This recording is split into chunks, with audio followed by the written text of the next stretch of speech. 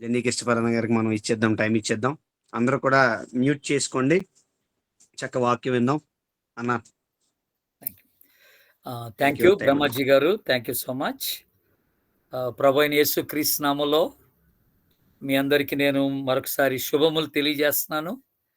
Very happy to see all of you. మరొకసారి మిమ్మల్ని అందరినీ ఈ రీతిగా చూడటానికి ప్రభు ఇస్తున్న కృపను బట్టి వందనాలు. మరి చాలా మంది రెగ్యులర్గా జాయిన్ అవుతున్నారు. ఈరోజు కొంతమంది మిస్ అయ్యారని నేను అనుకుంటున్నాను. ఆయా పనులను బట్టి మీరు రాలేకపోయారని తలుస్తున్నాను. మరి దీని కొరకై చాలా వేగిరపడుతూ ఆసక్తితో జాయిన్ అవుతున్న బిడ్డలను బట్టి కూడా దేవునికి వందనాలు చెల్లిస్తూ ఉన్నాను. అలాగే ఎవరైతే ఈరోజు నూతనంగా ఈ స్టడీలో జాయిన్ అవుతున్నారో వారికి ప్రత్యేకమైనటువంటి ఆహ్వానం ఇస్తున్నాను. Thank you so much for joining. మరి మరొక పర్యాయం ఈ రీతిగా ప్రతి వారం మరి మండే 8 గంటల నుంచి మనకి స్టడీ ఉంటుంది కనుక మీరు అది జ్ఞాపకం పెట్టుకొని జాయిన్ అవ్వాల్సిందిగా కోరుతూ ఉన్నాను. అలాగే పాప రాణి ఇందాక ప్రార్థన చేస్తూ చక్కని మాట, ప్రార్థనలో ఒక మాట ఉపయోగించింది తను. అదేంటంటే, ఈ పాల వలన మేము పోషింపబడి ఇతరులకు మరి ఆశీర్వాదకరంగా ఇతరులకు చెప్పేవారంగా ఉండునట్టుగా మమ్మల్ని సిద్ధపరచమని ప్రార్థన చేసింది. That's the main purpose of the studies. మనం ఈ యొక్క బైబిల్ పఠనాలు మనం చేస్తున్న దానికి ఉద్దేశం ఏంటంటే, కేవలం మన మీద మేలు పొందుకొని మన కొరకే అన్నట్టుగా ఉండకూడదు, కానీ ఏ మేలైతే వాక్యం ద్వారా మనం పొందుకుంటున్నామో ఇది మనం ఇతరులకు తెలియజేసేటువంటి వారంగా ఉండాలని కూడా ప్రభు జ్ఞాపకం చేస్తున్నాడు.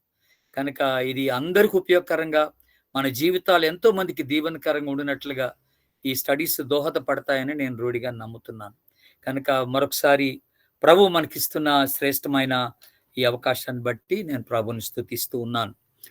ఈ రోజున మనము కీర్తనల గ్రంథం సర్వే చేస్తాం. విశ్లేషణ, కీర్తనల గ్రంథం.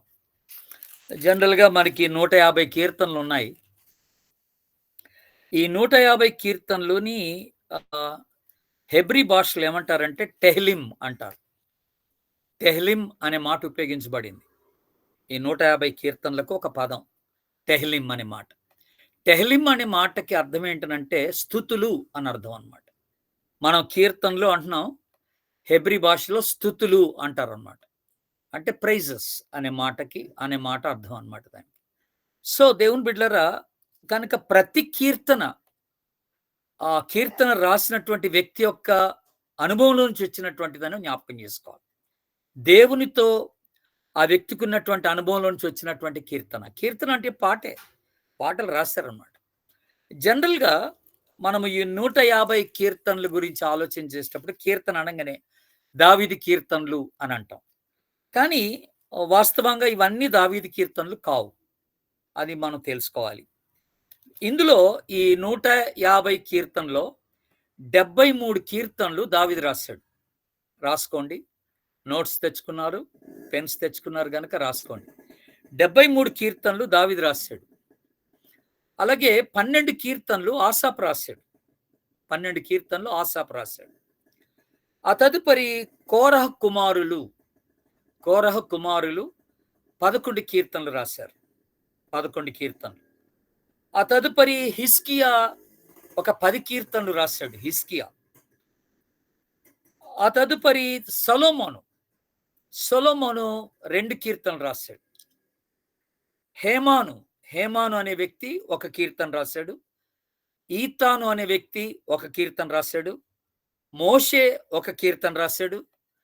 అలాగా ఇక మిగతా 39 కీర్తనలు అనానిమస్ అంటాం. అనామకులు అనే మాట మనం ఉపయోగిస్తాం.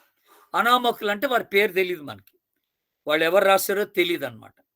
కనుక ఆ రీతిగా మనకి కీర్తనలన్నీ కూడా స్ప్రెడ్ అవుట్ చేయబడ్డాయి. ఇవన్నీ కూడా దావీదు రాసినవి కాదు. మళ్ళొకసారి చెప్తున్నాను, 73 దావీదు రాశాడు, 12 ఏమో ఆసాపు రాశాడు, 11 కోరహ కుమారులు రాశారు, 10 హిజ్కియా రాశాడు, సొలొమోన్ 2 రాశాడు, హేమాను 1, ఈతాను 1, మోషే 1. ఆ తదుపరి 39 కీర్తనలు అనామకులు అనే మాట జ్ఞాపకం చేసుకుంటాం. అనానిమస్ అనే మాట మనం గుర్తుపెట్టుకోవాల్సినటువంటి మాట. ఇక తదుపరి ఈ 150 కీర్తనల గురించి మనం ఆలోచన చేస్తే, ఈ కీర్తనలన్నీ కూడా 5 భాగాలుగా విభజింపబడ్డాయి. ఈ 5 భాగాలను ఏమంటారంటే, మనలోకి 5 పుస్తకాలు అంటారు వాస్తవంగా. The entire Psalms are divided into 5 books అనే మాట. 5 బుక్స్‌గా డివైడ్ అయిందనమాట ఇది. ఎలాగ 5 బుక్స్‌గా డివైడ్ అయిందనంటే, మొదటి 41 కీర్తనలు ఒక బుక్ అన్నట్టు. ఇప్పుడు రాసుకోవాలి మళ్ళీ మీరు. 1వ కీర్తన నుండి 41వ కీర్తన వరకు అది ఒక పార్ట్. దాన్ని ఒక బుక్ అంటారు.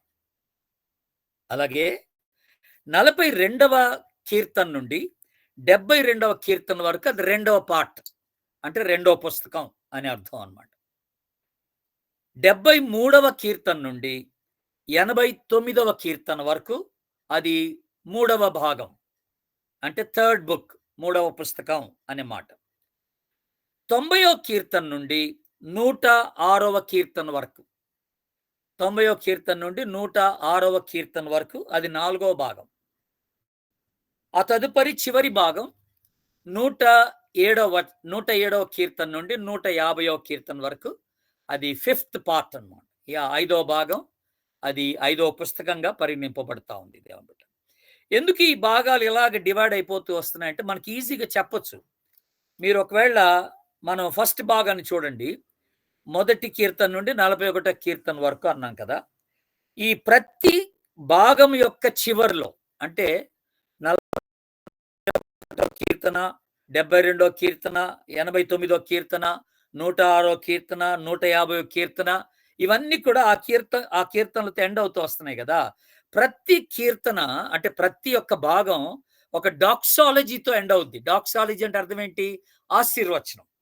ఆశీర్వచనంతో ఎండ్ అవుద్ది అనమాట ప్రతి కీర్తన. అంటే ప్రతి బుక్ 41 కీర్తనలు ఉన్నాయి. ఇప్పుడు ఫర్ ఎగ్జాంపుల్ 41వ కీర్తన తీయండి. లాస్ట్ వచనం చూడండి ఒకసారి.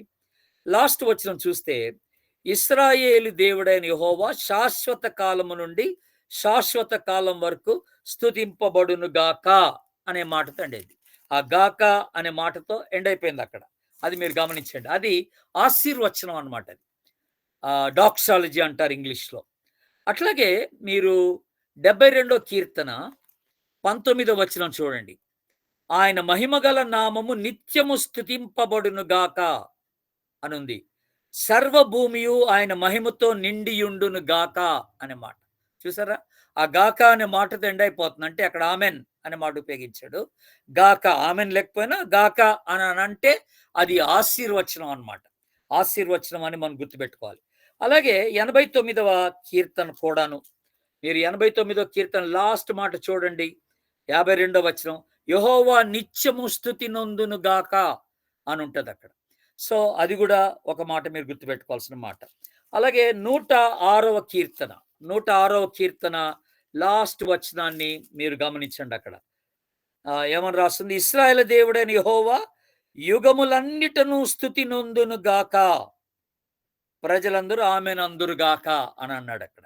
సో ఇది డాక్సాలజీ అగైన్, అంటే ఆశీర్వచనంతో ఎండ్ అవుతున్నటువంటి కీర్తన. ఎట్లాగో మనకి 150వ కీర్తన లాస్ట్ కీర్తనలో కూడాను అలాంటి ఒక మాటతోనే ఆ లాస్ట్ కీర్తన ఎండ్ అవుతున్నట్టుగా మనం చూస్తాం. ఇది 6వ వచనం, లాస్ట్ కీర్తన 150వ కీర్తన 6వ వచనం, సకల ప్రాణులు యెహోవాను స్తుతించుదురు గాక అనే మాట. సో ఈ కీర్తనలన్నీ కూడా ఒక్కొక్క భాగం మనం 5 భాగాలుగా విభజించాం. ఒక్కొక్క భాగము ఒక ఆశీర్వచనముతో ఎండ్ అయిపోతున్నట్టుగా మనం గమనిస్తూ వస్తున్నాం అన్నమాట. ఇది ఒక ప్రత్యేకత, కీర్తనలు ఉన్నటువంటి ఒక ప్రత్యేకత దేవుని బిడ్డలారా.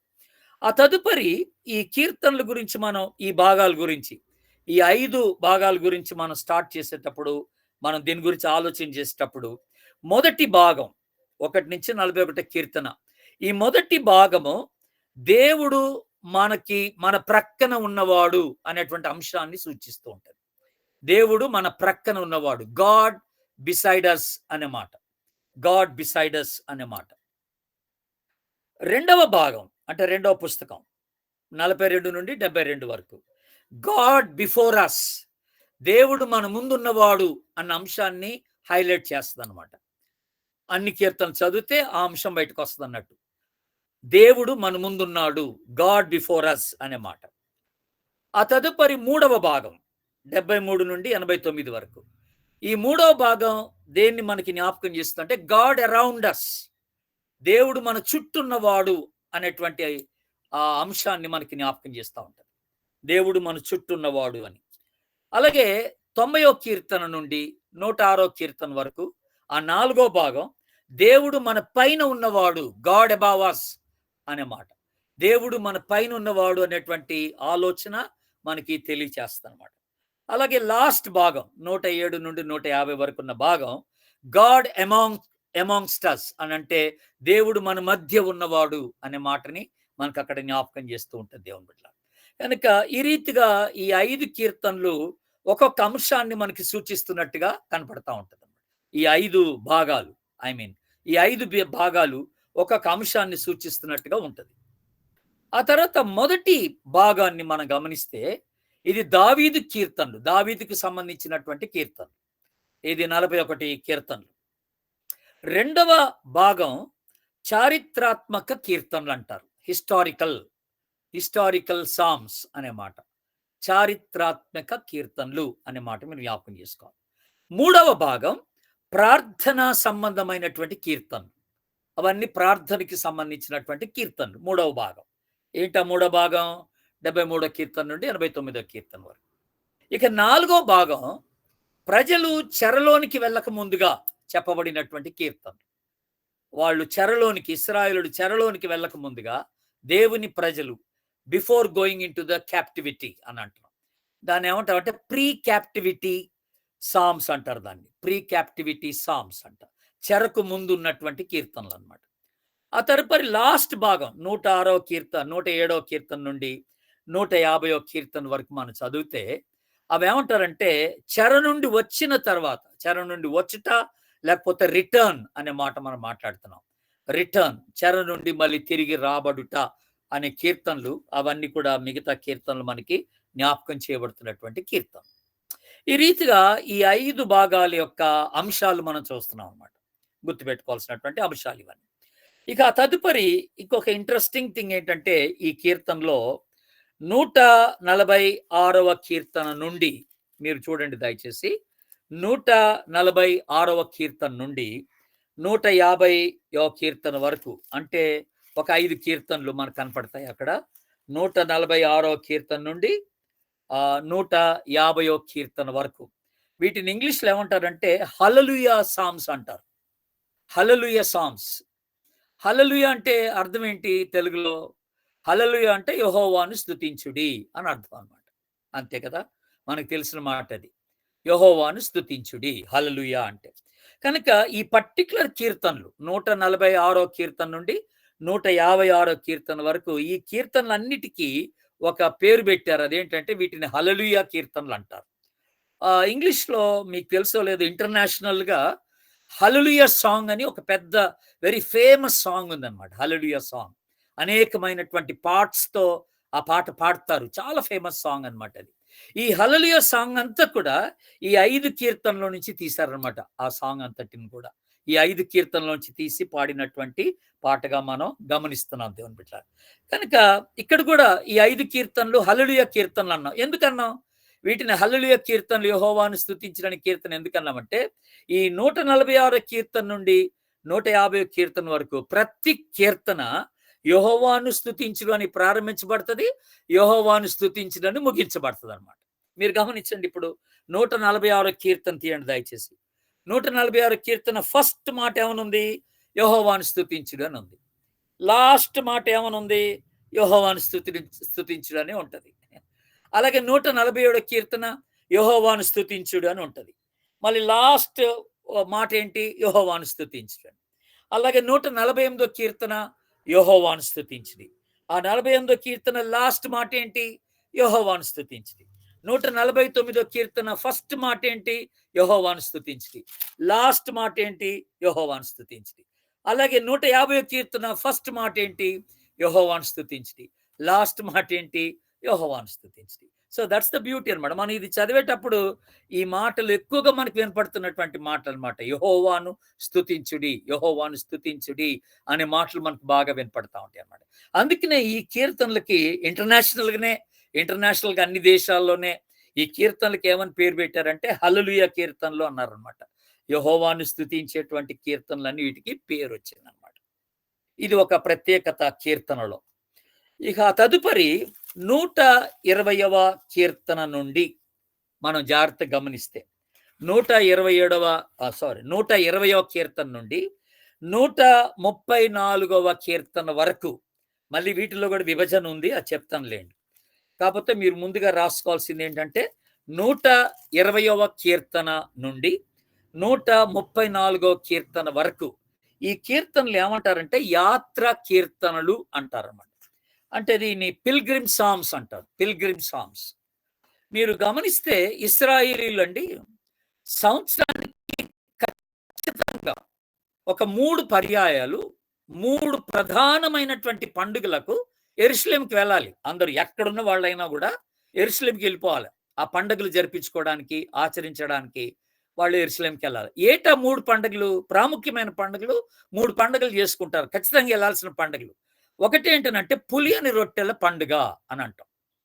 అన్లివెన్డ్ bread, the festival of unleavened bread. దీనికి ఇంకొక పేరు ఏంటంటే పస్కా పండుగ అంటారు. పస్కా పండుగ అని పేరు అనమాట. ఇది ప్రధానమైనటువంటి ఒక పండుగ. రెండవ పండుగ ఏంటనంటే వారాల పండుగ అంటారు. అంటే ఫెస్టివల్ ఆఫ్ వీక్స్ అన్నారు. 7 వారాలు అంటే 49 రోజులు కదండి. 50 రోజు పండుగ చేస్తారు అన్నమాట. దాన్ని ఏమంటారంటే పెంతుకోస్తు పండుగ అంటారు. పెంతుకోస్తు అంటే 50వ దినం అని అర్థం అనమాట. పెంతుకోస్తు అంటే కనుక పెంతుకోస్తు పండుగ అంటారు దాన్ని. ఆ పండుగకి వెళ్తారు వీళ్ళంతా డెఫినెట్గా. రెండవ పండుగ అది. ఇక మూడవ పండుగ ఏంటంటే గుడారాల పండుగ అంటారు. అంటే ద ఫెస్టివల్ ఆఫ్ టెబర్నకల్ అని అంటారు. ద ఫెస్టివల్ ఆఫ్ బూత్స్ అంటారు. బూత్ అంటే గుడారం అనమాట. ఇంగ్లీష్లో బూత్ అని అంటారు. బూత్స్ అంటే గుడారాలు అని అర్థం అనమాట. టాబర్నకల్ అనే మాట కూడా ఒక మాట ఉపయోగించబడింది. కనుక గుడారాల పండుగ. సో 3 ప్రధానమైనటువంటి పండుగలు ఉన్నాయి.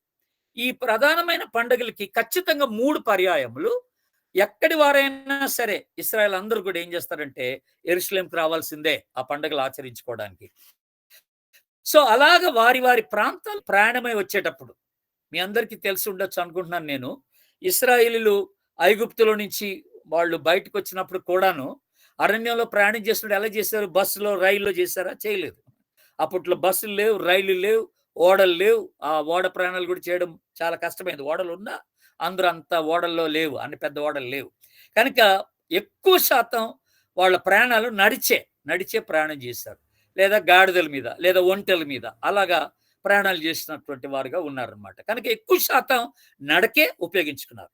కనుక వీళ్ళు ఏం చేసేవాళ్ళంటే ఈ పండుగలకని ప్రయాణమై వచ్చేటప్పుడట ఇదిగో ఈ కీర్తనలే 120వ కీర్తన నుండి 134వ కీర్తన వరకు ఈ కీర్తనలు పాడుకుంటూ నడిచేవాళ్ళట. అది సంగతి అనమాట. దీని యొక్క బ్యాక్గ్రౌండ్ అది. మీరు గుర్తుపెట్టుకోవాల్సినటువంటి బ్యాక్గ్రౌండ్ అదనమాట. ఈ కీర్తనలు పాడుకుంటూ నడిచేవాళ్ళు అనమాట. ఎందుకంటే అలసట తెలియకూడదని, వాళ్ళు అలసిపోకూడదని, నీరసించిపోకూడదని, అలాగా నడిచేటప్పుడు కొంచెం ఉత్సాహం ఉండాలని వీళ్ళు ఏం చేసేవాళ్ళంటే ఇలాగా నడుచుకుంటూ రావడం జరుగుతుంది అనమాట. అది గుర్తుపెట్టుకోవాలి. Susan, Sophia, are you raising your hand?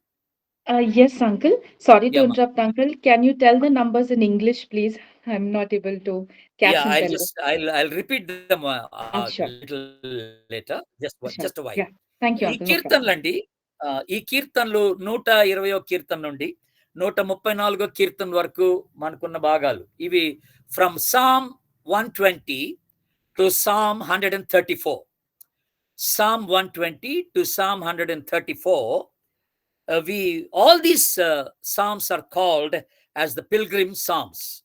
వీటిని యాత్ర కీర్తన అంటారు. దీంట్లో 5 భాగాలు, 5 parts are divided in this. The very first part ఏంటనంటే 120 సామ్ నుండి 123 సామ్ వరకు, 120 నుండి 123 కీర్తన వరకు మొదటి భాగం. దీన్ని ఏమంటారంటే లాంగింగ్ ఫర్ గాడ్స్ ప్రెజెన్స్ అని అంటారు. అంటే దేవుని యొక్క సన్నిధి కొరకు ఆశించుట, వాళ్ళు ఎదురు చూచుట అనేటువంటి మాట. దేవుని సన్నిధి కొరకు ఎదురు చూచుట. 122 again 123 from 120 psalm to 123 psalm. 120 నుండి 123 కీర్తన. ఆ తదుపరి 121 నుండి సామ్ 121 టు 122, అంటే ఆ 2 కీర్తనలు 121 అండ్ 122. ఈ 2 కీర్తనలు ట్రస్ట్ అండ్ గాడ్స్ ప్రొటెక్షన్. దీంట్లో ఉన్న కీర్తనలు దేన్ని సూచిస్తున్నాయంటే దేవుని యొక్క కాపుదల, ఆ తర్వాత దేవుని పైన నమ్మకం. ఈ రెండిటిని మీద వాళ్ళు ఆధారం చేసుకొని పాడుతున్నారన్నమాట. అంశాన్ని ఆధారం చేసుకొని ట్రస్ట్ అండ్ గాడ్స్ ప్రొటెక్షన్ మీద ఇది అంశంగా ఏర్పరచబడ్డ ఈ 2 కీర్తనలు. ఆ తర్వాత మూడవ భాగం, ఈ కీర్తనలో మూడవ భాగం ఏంటంటే సామ్ 124 టు 126. అంటే 3 కీర్తనలు, 4 కీర్తనలు అనుకుందాం, 3 కీర్తనలు లేకపోతే 124 కీర్తన, 125 కీర్తన, 126 కీర్తన, 124 టు 126.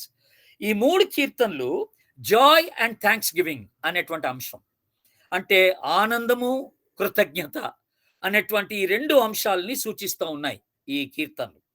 ఆ తదుపరి లాస్ట్ భాగం, అందులో యాత్ర కీర్తనలో లాస్ట్ భాగం మనం చూసేది ఏంటంటే సామ్ 128 టు 134. 128 కీర్తన నుండి 134 కీర్తన వరకు ఈ కీర్తనలు దేన్ని సూచిస్తున్నాయంటే స్పిరిచువల్ గ్రోత్, ఆధ్యాత్మిక ఎదుగుదలను సూచిస్తూ ఉన్నట్టుగా మనం గమనిస్తున్నాం దేవుని బిడ్డలారా.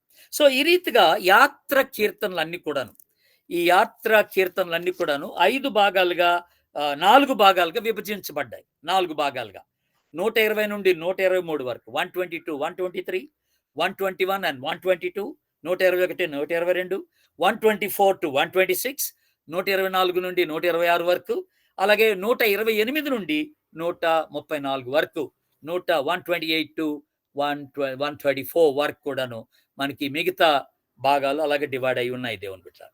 ఆ తదుపరి నేను అన్నట్టుగా వీళ్ళు అలసట పొందకుండా ఉండడానికి, టైర్డ్ అయిపోకుండా ఉండడానికి ఆ యాత్ర చేసేటప్పుడు వాళ్ళు యెరూషలేముకి ప్రయాణమై యాత్ర చేసేటప్పుడు పాడుకుంటూ వచ్చేవాళ్ళు అంటున్నాం అనమాట. సో ఇవి యాత్ర కీర్తనలు అన్నారు. అందుకనే కనుక ఇవన్నీ మనకి జనరల్గా యాత్ర కీర్తన అనగా ఎక్కడైనా ప్రయాణం చేసేటప్పుడు వెళ్తే మన అందరం చదివే కీర్తన ఏంటంటే మీకు తెలుసా? మీరు చెప్పే ఉంటారు ఇప్పుడు అక్కడ మీ మనసులో. 121 కీర్తన ఒకటే మనకు తెలుసు కదా, యాత్ర కీర్తనగా అది మనం చూస్తాం. కొండల తట్టు నా కన్నులు ఎత్తుతున్నాం, ఎందుకు దాని యాత్ర కీర్తన అన్నాం? ఆయన ఏ అపాయం రాకుండా నిన్ను కాపాడుతాడు, నీ రాకపోకలేందు నీకు తోడుగా ఉంటాడు, నీ కుడి ప్రక్కన ఆయన ఉంటాడు, నీకు ఎండ తగలకుండా కాపాడుతాడు. ఈ మాటలన్నీ ఉన్నాయి కదా. కనుక ఇవన్నీ కూడా యాత్ర కీర్తన అనగానే ఎవరైనా ప్రయాణం చేసేటప్పుడు ఈ కీర్తన చదువుతారు అనమాట మనవాళ్ళు. అయితే వాళ్ళు అవి కాదు, మొత్తం ఈ కీర్తనలని చదివేవాళ్ళు అనమాట. 120 కీర్తన నుండి 134 కీర్తన వరకు Israelites used to sing all the psalms so wonderfully while they travel towards Jerusalem 3 times in a year. 3 సార్లు సంవత్సరానికి యెరూషలేంకి వచ్చేటప్పుడు ఈ కీర్తన పాడుకుంటూ వచ్చేవాళ్ళు. ఆ తదుపరి మరొక ఇన్ఫర్మేషన్ ఏంటంటే దేవుని బిడ్డలారా, ఈ 150 కీర్తనలు, all these 150 psalms have taken place in a span of 1000 years. ఇవన్నీ కూడా ఈ కీర్తనలో జరిగినటువంటి సంఘటనలన్నీ కూడా, అంటే నేనేమన్నాను, ఈ కీర్తనలన్నీ కూడా ఒక్కళ్ళే రాయలేదని చెప్పాను కదా నేను. దావీదు రాశాడు, ఆసాప్ రాశాడు, కొరహ కుమార్ రాశారు, సొలొమోన్ రాశాడు, హిజ్కియా రాశాడు, హేమన్ రాశాడు, ఈతాన్ రాశాడు, మోషే రాశాడు, ఇంకా అనానిమస్ పీపుల్ కూడా చాలా మంది ఉన్నారని రాశారని చెప్పాను కదా. ఇవందరూ కూడా వాళ్ళ అనుభవం నుంచి రాసుకుంటూ వచ్చారని చెప్పాను నేను. కనుక ఇవన్నీ క్యాల్కులేట్ చేసుకుంటూ వీళ్ళ యొక్క సంవత్సరాలన్నీ క్యాల్కులేట్ చేసుకుంటూ వస్తే ఈ 150 కీర్తనల యొక్క ఎంటైర్ స్పాన్, ఈ వీటి యొక్క మొత్తం కాలం ఎంత అంటే దాదాపుగా 1000 ఏండ్ల కాలం ఈ 150 కీర్తనలో సూచింపబడుతుంది అనమాట. 1000 years of period, a span of 1000 years is been mentioned in these 150 psalms. అది మనం గుర్తుపెట్టుకోవాలి. ఇట్స్ చాలా ఆశ్చర్యంగా ఉంటుంది మనకి. అంటే ఇన్ని సంవత్సరాల్లో జరిగినటువంటి ఆయా భక్తుల జీవితాల్లో జరిగినటువంటి విషయాలన్నీ కూడా ఈ 150 కీర్తనలో పొందుపరిచినట్టుగా they have been summarized and kept in this 150 psalms. All these experiences of God's people, they kept in these psalms. తర్వాత ఈ కీర్తనలలో ఒక 4 విషయాలు ఎక్కువగా మనకి ఎక్స్ప్రెస్ చేయబడతా ఉంటాయి కీర్తనలో. There are 4 kinds of things that are expressed in these psalms. 4 విషయాలు express చేయబడతా ఉంటాయి. ఒకటి ఏంటనంటే, ఈ కీర్తన చదివేటప్పుడు మనకి తెలుస్తది. One thing it's a cry to God. అంటే దేవునికి మొరపెట్టుట అనేది మనం చూస్తాం కీర్తనలు. కొన్ని కీర్తనలు చదువుతుంటే దేవునికి మొరపెడుతున్నట్టుగా ఉంటదనమాట ఆ కీర్తనలన్నీ కూడా. అదొక అంశం. అదొక ఎక్స్‌ప్రెషన్ అనమాట అది. రెండవ ఎక్స్‌ప్రెషన్ ఏంటంటే, it's a worship to God. కొన్ని కీర్తనలు దేవుణ్ణి ఆరాధించుటకు ఉపయోగించబడినటువంటి కీర్తనలుగా ఉంటాయి. అంటే ఆయన ఔన్నత్యాన్ని, ఆయన యొక్క లక్షణాల్ని, ఆయన యొక్క గుణ లక్షణాలను ఎత్తిపడుతూ స్తుతించినట్టుగా అది ఆరాధన అంటామనమాట మనం. కనుక it's a worship to God. కొన్ని కీర్తనలు దేవుణ్ణి ఆరాధించడానికే ఉపయోగించబడ్డట్టు కీర్తనలు ఉంటాయి మనకి. మూడవదిగా మరొక ఎక్స్‌ప్రెషన్ ఏంటంటే కీర్తనలో, it's a thanks giving to God. దేవునికి కృతజ్ఞత చెల్లించేటువంటి కీర్తనలు కొన్ని ఉన్నాయి. దేవా నువ్వు ఈ పని చేశావు, దేవా నన్ను క్షమించావు, దేవా నా పట్ల కృప చూపించావు, దేవా నాకు భద్రతనిచ్చావు. ఇలాంటి విషయాలన్నిటిని బట్టి కూడా దేవుణ్ణి స్తుతించి దేవునికి కృతజ్ఞత చెల్లించేటువంటి కీర్తనలుగా ఉంటున్నట్టుగా గమనిస్తున్నాం కొన్ని కీర్తనలు. మరికొన్ని కీర్తనలు డైరెక్ట్‌గా దేవునికి స్తుతి చెల్లించే కీర్తనలు అన్నమాట. దేవునికి స్తుతి చెల్లించేటువంటి కీర్తనలుగా ఉంటున్నాయి. అది మనం ప్రైజ్ టు గాడ్ అనే మాట. ప్రైజెస్ టు గాడ్ అనే మాట దేవునికి స్తుతి చెల్లించే కీర్తనలుగా ఉంటున్నాయి. కనుక మొరపెట్టే కీర్తనలు కొన్ని ఉన్నాయి, ఆరాధించే కీర్తనలు కొన్ని ఉన్నాయి, కృతజ్ఞత చెల్లించే కీర్తనలు కొన్ని ఉన్నాయి, అలాగే దేవునికి స్తుతి చెల్లించేటువంటి కీర్తనలు కూడా కొన్ని ఉన్నాయి దేవుని బిడ్డ. ఇక తదుపరి మనం ఈ కీర్తనలోకి వస్తే కొన్ని మూలమైన వచనాలు కీర్తనలో ఉన్నాయండి. ఒక 5-6 వచనాలు చూపిస్తాను మూలం. అంటే ఈ 150 కీర్తనలో మనం అన్ని చాలా మూలమైనవి ఉండొచ్చు కానీ అన్ని మనం చూడలేము. కాకపోతే కొన్ని కీ వర్సెస్ ఉన్నాయి. ఆ కీ వర్సెస్ ఏంటో, మూల వచనాలు ఏంటో చూపిస్తాను మీకు. 19వ కీర్తన రాసుకోండి. 19th Psalm వర్స్ 1 మొదటి వచనం. ఇది మూల వాక్యం అన్నమాట. ఒక మూల వాక్యం. ఆకాశములు దేవుని మహిమను వివరించుచున్నవి, అంతరిక్షము ఆయన చేతి పనిని ప్రచురపరచుచున్నది. అది మనం గుర్తుపెట్టుకోవాలి. ఇది మూల వాక్యం. That's a beautiful thing about the creation of God. దేవుని యొక్క సృష్టిని గురించి జ్ఞాపకం చేయబడిన వచనం అది. ఇంకొక మూల వాక్యం, ద సెకండ్ కీవర్డ్స్ ఏంటంటే Psalm 22 22వ కీర్తన 16 నుండి 19 వరకు. From 16th to 19th, from 16th verse to 19th verse.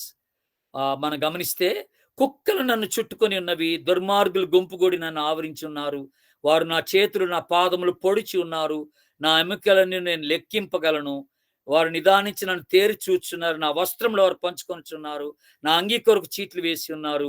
ఇవన్నీ రాస్తూ వచ్చాడు. అంటే ఏంటి? ఇవన్నీ కూడా యేసు ప్రభుని గురించినటువంటి ప్రవచన వాక్యాలు అన్నమాట. ఇవన్నీ కూడా దట్స్ వండర్ఫుల్. అంటే ఈ దావీదు కీర్తనలోని ఈ ప్రవచనాలు చూస్తాం మనం.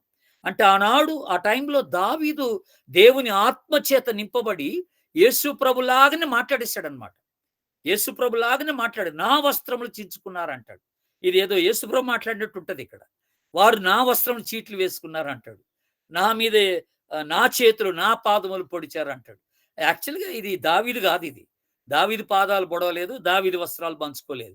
కానీ దావీదు దేవుని ఆత్మ చేత నింపబడి మాట్లాడుతున్న మాటలు అన్నమాట. కనుక ఇది కూడా ఒక మూల వాక్యంగా వెరీ ఇంపార్టెంట్ కీవర్డ్స్ గా మనం తీసుకోవాలి. ఇంకొకటి మరి మనకి బాగా ఫేమస్ కీవర్డ్స్ ఏంటండి? మన కీర్తనలు కంటతొచ్చిన కీర్తన 23వ కీర్తన. సో ద వెరీ ఫేమస్ కీర్తనలో, ఆ కీర్తనలో మూల వచనం 23rd Psalm ఫస్ట్ వర్డ్స్. 23వ కీర్తన మొదటి వచనం, యెహోవా నా కాపరి, నాకు లేమి కలుగు. If God is my shepherd I don't need anything. దేవుడు నాకు కాపరిగా ఉంటే ఇంకా నాకేం అక్కర్లేదు అన్నట్టు. హీ టేక్స్ కేర్ ఆఫ్ మీ. ఆయన నన్ను చూసుకుంటాడు, నాకు అన్ని సమృద్ధిగా సమకూరుస్తాడు అనేటువంటి మాట. ఇదొక మూల వాక్యంగా మీరు తీసుకోవాలి. ఇంకొక చక్కని మూల వాక్యం, అనదర్ కీవర్డ్స్ ఏంటంటే 29th Psalm 29వ Keerthana 29th Psalm 1 and 2 verses 1 and 2. దైవపుత్రులారా యెహోవాను ఆరోపించుడి, యెహోవాకు ఆరోపించుడి, ప్రభావ మహాత్యములను యెహోవాకు ఆరోపించుడి, యెహోవా నామమునకు చెందవలసిన ప్రభావమును ఆయనకు ఆరోపించుడి, ప్రతిష్ఠితములకు ఆభరణములను ధరించుకొని ఆయన ఎదుట సాగిలపడుడి. What a beautiful thing. అంటే ఇది అందరికీ, దైవపుత్రులందరికీ దేవుడు తెలియజేస్తున్న మాట ఏంటంటే, we need to exalt and we need to worship this God and we need to prostrate before this God. ఈ దేవుణ్ణి మనం హెచ్చించి ఆరాధించి ఆయన ఎదుట సాగిలపడవలసినటువంటి వారమైంటున్నామని కూడా మనకి జ్ఞాపకం చేస్తున్నటువంటి చక్కని మాట ఇది. కనుక ఇదొక మూలవాక్యంగా మనం తీసుకోవాలి. ఇంకొక మూలవాక్యం కీర్తనలో ఉన్నది ఏంటనంటే 51వ కీర్తన 51వ కీర్తన 10వ వచనం. ఇది చాలా ఇంపార్టెంట్ వచనం అండి. దావీదు యొక్క పశ్చాత్తాపం. దావీదు యొక్క పశ్చాత్తాపం మనం చూస్తాం. అంటే బెయేర్షెబాతో పాపం చేసిన తర్వాత పశ్చాత్తాపడిన తర్వాత ఆయన రాసిన కీర్తన ఇది. దేవుని బిడ్డలారా, మీరు గుర్తుపెట్టుకోవాల్సిన బత్షెబాతో పాపం చేసిన తర్వాత ఆయన రాసిన కీర్తన ఇది. 10వ వచనం, 51వ కీర్తన 10వ వచనం చూడండి. దేవా, నా యందు శుద్ధ హృదయం కలగ చేయము, నా అంతరంగములో స్థిరమైన మనసు నూతనముగా పుట్టించుము అనంది. Psalm 51 and verse 10 also a keywords. మీరు గుర్తుపెట్టుకోవాల్సిన మూల వాక్యం ఇది. అంటే ఏంటది? నా అంతరంగములో స్థిరమైన మనసు. God is concerned about the inner truth, the inner life. దేవునికి బాహ్యమైన జీవితం అక్కర్లేదు, ఆంతరంగిక జీవితమే వెరీ ఇంపార్టెంట్ ఫర్ గాడ్ అనే మాట మనం జ్ఞాపకం చేసుకుంటున్నాం.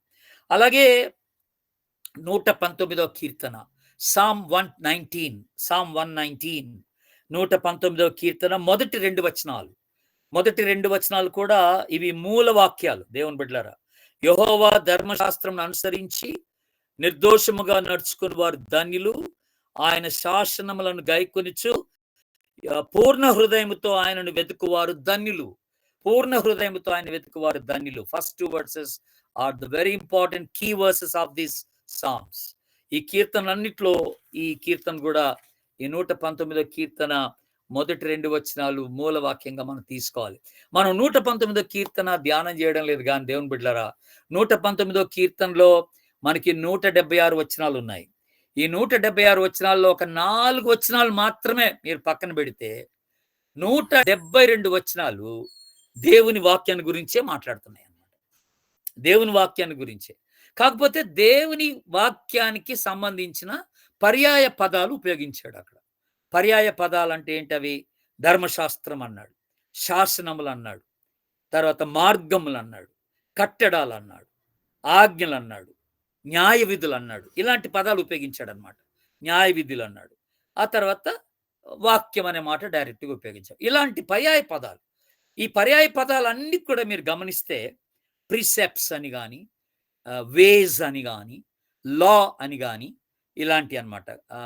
కట్టడలు, కమాండ్మెంట్స్ అని కానీ, స్టాట్యూట్స్ అనే మాట, ఇవన్నీ కూడా ఉపయోగించాడు అనమాట. కమాండ్స్ అని, ఇవన్నీ కూడా ఈ 119వ కీర్తనలో 176 వచనాలు ఉన్నాయి. అందుట్లో ఒక 4 వచనాలు తీసేస్తే మిగతా వచనాలన్నీ కూడా దేవుని వాక్యానికి సంబంధించినటువంటి వచనాలుగానే మనం చూడొచ్చు అనమాట. అదొక ప్రత్యేకత ఈ కీర్తనలో మనం చూస్తాం దేవుని బిడ్డలారా. ఇప్పుడు మూల వచనాలు అయిపోయినాయి. ఇక మూల అంశం ఏంటి ఈ కీర్తనలో? మూల అంశం ఏంటంటే, ఇందాకేమన్నాను నేను, ఈ కీర్తనలో ఒక 4 ఎక్స్ప్రెషన్స్ అన్నాను. అంటే 4 రీతులుగా అక్కడ ఈ కీర్తనలు మనకి ప్రత్యక్షపరచుకుంటున్నాయి అని చెప్పాను మీకు. 4 రీతులుగా ఏంటి? మొరపెట్టుట, ఆరాధించుట, కృతజ్ఞత చెల్లించుట, స్తుతించుట అనేటువంటి రీతిగా ప్రత్యక్షపరచుకున్నాయని చెప్పాను. ఇప్పుడు థీమ్ అనే మాట మనం మాట్లాడుతున్నాం. ఈ యొక్క కీర్తనలకు ఉన్నటువంటి అంశం ఏంటి? ఈ 150 కీర్తనలకు ఉన్న అంశం ఏంట్రా అంటే, ఒక 4 అంశాలు చక్కగా ఈ కీర్తనలో చెప్పబడ్డాయి. ఫస్ట్ థింగ్ ఏంటంటే కింగ్, రాజు అనేటువంటి మాట ఒక అంశం. రాజు అనే మాట. రెండవది విమోచకుడు, రిడీమర్ అనేటువంటిది ఒక అంశం. ఆ అంశం మీద చాలా కీర్తనలు ఉన్నాయి, చాలా మాటలు ఉన్నాయి. మూడోది ప్రేమగల కాపరి, ఎ లవింగ్ షెపర్డ్ అనే మాట, అదొక అంశం. మూడోది ఏంటంటే రైచియస్ సఫరర్ అనే మాట, అంటే నీతి కలిగి శ్రమ నొందినవాడు అనే మాట. నీతి కలిగి శ్రమ నొందినవాడు, రైచియస్ సఫరర్ అనే మాట మనం ఉపయోగిస్తున్నాం. కనుక ఈ కీర్తనలు ఈ రీతిగా ఒకవేళ థీమ్ అనుకుంటే ఈ థీమ్ మీద మనకు పోతాయి అన్నమాట. మరి ఈ థీమ్ కాకుండా కొన్ని సబ్జెక్ట్స్ ఉన్నాయి, కొన్ని అంశాలు, అంటే కొన్ని అంశాల మీద ఈ కీర్తనలు చాలా రాయబడ్డాయి. ఫర్ ఎగ్జాంపుల్, దేవుడు అనేటువంటి అంశం మీద కీర్తనలు రాయబడ్డాయి. సృష్టి, క్రియేషన్ అనే అంశం మీద కీర్తనలు రాయబడ్డాయి. వార్, యుద్ధము అనే అంశం మీద కీర్తనలు రాయబడ్డాయి. ఆరాధన, వర్షిప్ అనే అంశం మీద కీర్తనలు రాయబడ్డాయి. జ్ఞానము, విజ్డమ్ అనే అంశం మీద కీర్తనలు రాయబడ్డాయి. సిన్ అండ్ ఈవిల్, పాపము, దుష్టత్వము, ఈ రెండిటి మీద కీర్తనలు రాయబడ్డాయి. అలాగే తీర్పు, జడ్జిమెంట్ అనే దాని మీద కీర్తన రాయబడ్డాయి. ఆ తర్వాత జస్టిస్, న్యాయం మీద కీర్తనలు రాయబడ్డాయి. ఆ తర్వాత కమింగ్ ఆఫ్ ద మెస్సియా యొక్క రాకడ మీద కూడా ఈ కీర్తనలు రాయబడ్డట్టుగా మనం చూస్తున్నాం దేవుని బిడ్డలారా. కనుక ఈ రీతిగా ఈ కీర్తనలన్నీ కూడా డిఫరెంట్ సబ్జెక్ట్స్ మీద వివరించబడ్డట్టుగా మనం చూస్తా ఉన్నాం. కనుక దేవుడు, సృష్టి, యుద్ధము, ఆరాధన, జ్ఞానము, పాపము, దుష్టత్వము, తీర్పు, న్యాయము, ఆ తర్వాత మెస్సియా యొక్క రాకడ, ఈ అంశాలన్నీ కూడా ఈ కీర్తనలో మనం చూస్తాం. ఇంకొక నేను చూసింది ఏంటంటే ఈ కీర్తనలో 150 కీర్తనలు, అంటే ఈ బుక్కే కీర్తనలు అనేది ఒక బుక్ కదా, మనం చూసేది ఒక పుస్తకం. 66 పుస్తకాల్లో కీర్తనలు అనేది ఒక బుక్గా మనం చూస్తున్నాం. ఈ బుక్ ఏంటంటే ఈ ఒక్క పుస్తకంలోనే ఎక్కువ వచనాలు ఉన్నాయన్నమాట మిగతా పుస్తకాలు అన్నిటికన్నా. ఇప్పుడు యెషయా గ్రంథంలో 66 అధ్యాయాలు ఉన్నాయి, అయినా కూడా ఇన్ని వచనాలు లేవు. అక్కడ యేస్కేల్ గ్రంథంలో చాలా అధ్యాయాలు ఉన్నాయి, ఇన్ని వచనాలు లేవు. ఈ ఒక్క కీర్తనలోనే, అంటే ఈ 150 కీర్తనలో 2461 వచనాలు, 2461 verses are there in the entire 150 psalms. So these psalms has the highest number of verses అన్నమాట. అంటే ఈ కీర్తనలు అన్నిటిలోనూ ఎక్కువ వచనాలు కలిగినటువంటి బుక్ ఇదే. ఇక ఈ ఉన్న పుస్తకాలన్నిట్లో బైబిల్లో ఎక్కువ వచనాలు కలిగినటువంటి బుక్ కీర్తనలు అనే మాట మనం జ్ఞాపకం చేసుకుంటున్నాం దేవుని బిడ్డలారా. కనుక కీర్తనలు అన్నీ కూడా కీర్తనలే, కానీ ఒక్కొక్క కీర్తన ఒక్కొక్క అనుభవాన్ని బట్టి వచ్చినటువంటి కీర్తనగా మనం చూస్తాం. కనుక ప్రతి కీర్తన మనం ధ్యానం చేసేటప్పుడు మనం మళ్ళీ బైబిల్ని వచనం అధ్యాయంగా మనం ఎప్పుడైతే ధ్యానం చేస్తామో, స్టడీస్ చేసుకుంటామో, అప్పుడు ఈ కీర్తనలన్నీ ఒక్కొక్క కీర్తన మనం చూసుకుంటూ రావచ్చులేండి. డీటెయిల్గా స్టడీ చేస్తాము అప్పుడు మనం అందరం. ఓకే, అప్పటి వరకు మనం ఆరోగ్యకరంగా ఉండాలి, నేను కూడా అప్పటి వరకు బ్రతికి ఉండాలి. ఇవన్నీ అయిపోతే మీకు ఆ కీర్తనల స్టడీ కూడా చేసి పెడతాను అప్పటికి, రైట్? తర్వాత ఇంకొక ఇంట్రెస్టింగ్ థింగ్ ఏంటంటే, ఒక 4 కీర్తనలు, ఈ కీర్తనలో ఒక 4 కీర్తనలు చూస్తాం మనం. అవేంటంటే 41వ కీర్తన చూడండి ఒకసారి. 4 కీర్తనలు ఆమెన్ అనే మాటతో ముగించబడతాయి అన్నమాట. ఒక 4 కీర్తనలు, అదొక అబ్జర్వేషన్. ఈ 150 కీర్తనలు చదివేటప్పుడు అదొక అబ్జర్వేషన్ మనం చేయాలి. అదేంటది? ఆమెన్ అనే మాటతో ముగించబడిన కీర్తనలు. 41వ కీర్తన లాస్ట్ వచనం ఆమెన్ ఆమెన్ అని ఉంటుంది. అలాగే 72వ కీర్తన కూడా చూడండి మీరు. 72వ కీర్తన కూడా లాస్ట్ మాటల్లో ఆమెన్ ఆమెన్ అని ఉంటుంది. అట్లాగే 89వ కీర్తన 89th Psalm, 41st Psalm, 72nd Psalm and 89th Psalm. 89వ కీర్తన కూడా ends with amen. And 106 Psalm 106, 106వ కీర్తన కూడాను ఆమెన్ అనే మాటతో అక్కడ మనం చూస్తాం. ప్రజలందరూ ఆమెన్ అందురుగాక అని అలాగే ఎండ్ అవుద్ది అనమాట అక్కడ. కనుక ఈ 4 Psalms, Psalm 41, Psalm 72, Psalm 89 and Psalm 106, ఈ 4 కీర్తనలు మనకి ఆమెన్ అనే మాటతో ముగించబడుతున్నట్టుగా ఉంటుంది అనమాట. కనుక ఇవన్నీ ఇప్పుడు నేను చెప్పిన విషయాలన్నీ కూడా some of the highlights of the psalms. ఈ 150 కీర్తనలో మనం గుర్తుపెట్టుకోవాల్సినటువంటి ప్రాముఖ్యమైనటువంటి కొన్ని విషయాలు నేను మీ ముందుకి తీసుకొచ్చాను. కనుక మీరు ఇంకా ఇది మొదలుకొని కీర్తనలు చదివేటప్పుడు ఇవన్నీ దావీదు కీర్తనలని మీరు అనుకోబాకండి. ఒకవేళ మీరు నేను చెప్పిన ఎవరెవరు రాశారని చెప్పాను కదా, అవి తెలుసుకోవాలనుకుంటే మీరు ఒక్కొక్క కీర్తనకు పైన ఆ మాట ఉంటుంది, ఎవరు రాశారో రాయబడి ఉంటుంది, అది చూస్తే సరిపోద్ది. అది మీరు హోంవర్క్గా చేసుకోవచ్చు. ఆసాఫ్ కీర్తనలు ఏమేమి, లేకపోతే కొరహ కీర్తనలు ఏమేమి, హిజ్కియా కీర్తనలు ఏమేమి ఉంటాయి, ఇవన్నీ కూడా నేను అవన్నీ రాసి పెట్టుకున్నాను ఆల్రెడీ. అవన్నీ పెట్టుకున్నాను, కానీ మీకు అవన్నీ చెప్తే మరీ అట్టిపండు ఒలిచి నోట్లో పెట్టినట్టు ఉంటుందని చెప్పట్లేదు. కనుక మీరు కూడా కొంత హోంవర్క్ చేయాలి కదా. మీకు కూడా కొంత పని పెట్టాలని అవి వదిలేసాను అనమాట. కనుక ఇవన్నీ కూడా ఈ కీర్తనల గురించినటువంటి చక్కని విషయాలు. God is ever present help in the times of trouble. మన దేవుడు ఆపత్ కాలంలో మనల్ని ఆదుకునేటువంటి సహాయకుడు అనే మాట మనం జ్ఞాపకం చేసుకుంటాం. What a wonderful God we have. ఇలాంటి దేవుణ్ణి అనుభవించినటువంటి వ్యక్తులే ఈ కీర్తనలు రాసుకుంటూ వచ్చారనమాట. ఈ దినాల్లో కూడా కీర్తనలు రాస్తున్నారు కొంతమంది, కానీ వాటికి ఒక అర్థం ఉండదు. ఏదో సినిమా ట్యూనింగ్లతో, ర్యాప్ మ్యూజిక్లతో ఏదో గోల చేస్తారు, కానీ నిజంగా అవి అనుభవంలో నుండి, ఆధ్యాత్మిక అనుభవంలో నుండి వచ్చినటువంటి కీర్తనలుగా మనకు కనపడవు. వెరీ సాడ్ అది. కొన్ని కీర్తనలే వాక్యానుసారమైనటువంటి కీర్తన ఉంటుంది అనమాట. కనుక ఎప్పుడైనా మీకు టైం దొరికితే మనం జనరల్ బైబిల్ స్టడీస్ చేసుకునేటప్పుడు పాటల గురించే కొన్ని సిరీస్ తీసుకుంటాను నేను. అసలు పాటల యొక్క ప్రాముఖ్యత ఏంటి, ఎట్లా పాడాలా, ఏ పాటలు పాడుకోవాలా, బైబిల్ పాటల గురించి ఏం చెప్తుంది, ఇవన్నీ చాలా ఇంపార్టెంట్ అండి. కానీ ఈ 150 కీర్తనలు చూడండి, అసలు ఇవన్నీ కూడా వ్యక్తిగత అనుభవంలో నుంచి దేవుని గురించి రాసినటువంటి చక్కని కీర్తనలు. ఎవరైనా ఒకవేళ పాట రాయదలుచుకుంటే ఈ కీర్తన నుంచి రాయాలి. మనకు తెలిసిన పాటలు చాలా. యెహోవా నా బలమా, యథార్థమైనది నీ మార్గం, అది కీర్తనలోంచి రాసిందే. దేవుణ్ణి స్తుతించిది, ఎల్లప్పుడు దేవుణ్ణి స్తుతించిది, అది కీర్తన నుంచి రాసిందే. ఇలాగ మనకు తెలిసిన కీర్తనలు, చక్కని కీర్తనలు ఉన్నాయి ఈ కీర్తనలో నుంచి రాసినటువంటిది. కనుక ప్రతి కీర్తన ఎప్పుడైతే అది వాక్యానుసారమైనటువంటి కీర్తన అవుద్దో అది ఎంతో ఆధ్యాత్మికంగా మేలు చేస్తుంది. అది మనుషులతో మాట్లాడుతుంది, అది దేవుని కార్యం జరిగిస్తుందని మనం జ్ఞాపకం చేసుకోవాలి.